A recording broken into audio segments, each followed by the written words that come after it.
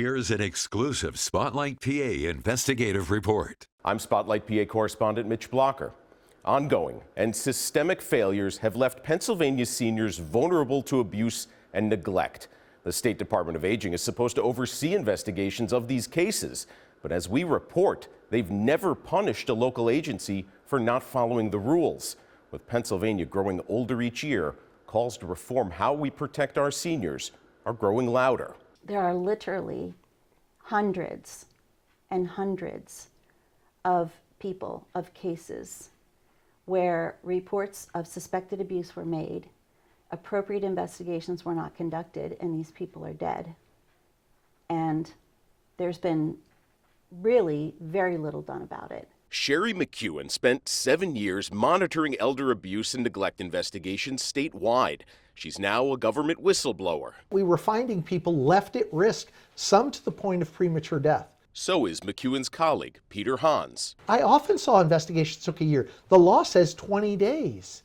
So what are we doing to ensure that we don't see investigations taking 3 months, 6 months, a year? Hans, who retired last summer, and McEwen, who is now in a different state role, both spent years overseeing Pennsylvania's local aging agencies' investigations. One of their jobs was to make sure local agencies followed state law and started investigating an emergency abuse or neglect allegation within 24 hours of it being reported.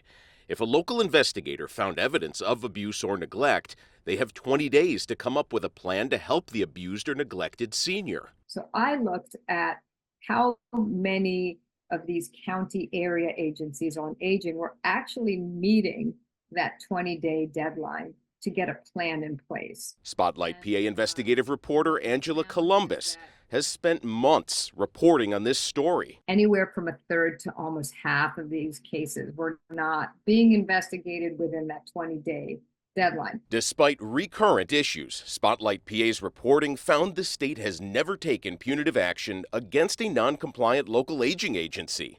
This is how Aging Secretary Jason Kavulich explained the delayed investigations to state lawmakers. How long is it supposed to take to resolve a reported case of abuse or neglect? It varies on the call and the nature of the call. So the response time is supposed to be immediate or within 24 hours or 72 hours, depending on the nature of the call. The investigation should take 20 days. Okay. But how many are over 20 days?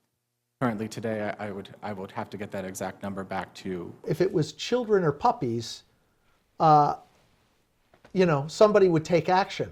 It's as if because they're elderly, they're going to die anyway. Hans and McEwen are among nearly a dozen state aging staffers who have shared their concerns with the state inspector general. The IG's report has not been made public, and they're done waiting to get the word out. When an investigation isn't conducted or a proper investigation isn't conducted and somebody is harmed, that is a problem. And that really bothers me because our job is not to turn our heads. Our job is to investigate and put in services when we can substantiate this alleged abuse.